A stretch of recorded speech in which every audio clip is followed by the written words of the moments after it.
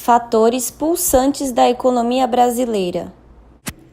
O avanço tecnológico, a internet e a economia brasileira. Com o avanço tecnológico, o Brasil assistiu a uma grande expansão da infraestrutura de telecomunicações, trazida pela praticidade da internet.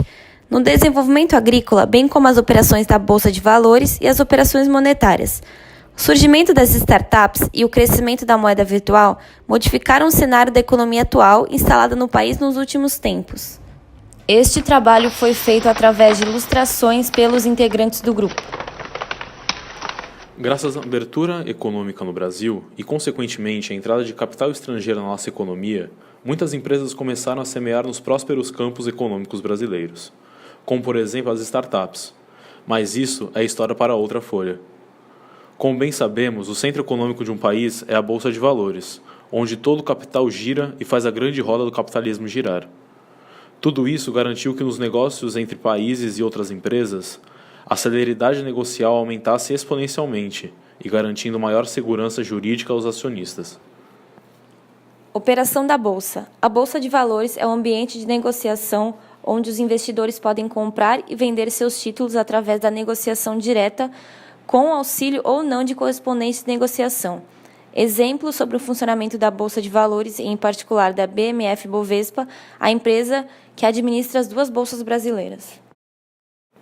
As ações podem ser compradas de 3 maneiras. A primeira é o fundo de investimento. Um fundo funciona como um condomínio. Cada um dos seus investidores possui uma cota que corresponde a uma porção total de ações que o fundo tem. Cada fundo tem seu próprio estatuto, que informa suas regras e o grau de risco de seus investimentos. Todo fundo precisa ter um gestor certificado pela CVM, que coordena as compras e vendas de ações. Assim, quando uma pessoa adere a um fundo, deve estar de acordo com sua política de investimento, especificada em seu estatuto. A segunda modalidade de compra e venda de ações são os clubes de investimento. Os clubes têm um caráter menos formal que um fundo. Um grupo de amigos ou familiares podem formar um clube que pode ser aberto com no mínimo de 3 pessoas e um máximo de 50. Diferentemente dos fundos, não precisam de um gestor certificado pela CVM, mas necessitam de um representante que dê à corretora a ordem de compra e venda de ações. Nesse caso, há maior liberdade por parte das pessoas que compõem o clube sobre quanto e onde será investido. A última modalidade é a individual. Nesta, a pessoa controla as ordens e compra e venda de suas próprias ações.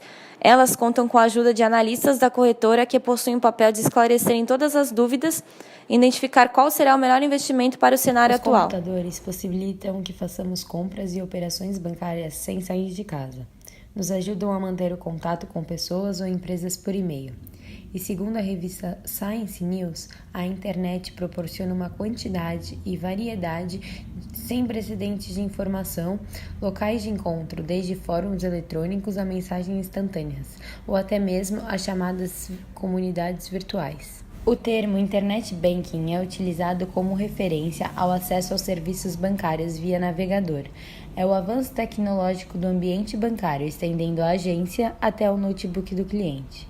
É o banco online, existindo a possibilidade de fazer pagamentos, transferências internacionais e nacionais, licenciamento de veículos, recarga de celular, aplicação e investimentos, resgate de aplicações, consulta de saldo e extrato, solicitação de produtos e serviços financeiros como cheques, cartões de créditos, entre outros, sem a necessidade de ir até uma agência.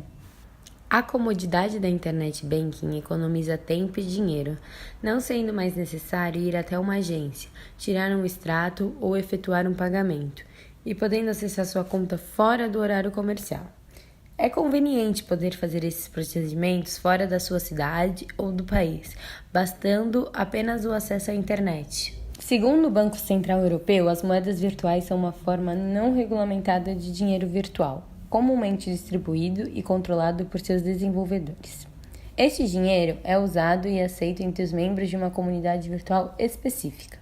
Na prática, as moedas virtuais são uma nova forma de realizar transações, de forma virtual. Elas não são consideradas oficialmente como dinheiro, nem são controladas por bancos ou governos. Assim, elas não sofrem inflação nem desvalorização. Porém, elas possuem cotações, tal como o dinheiro tradicional, e podem ser trocadas por este. Em certos locais, já é possível depositar dinheiro real em caixas automáticos e obter criptomoedas, e vice-versa. Como funciona uma moeda virtual?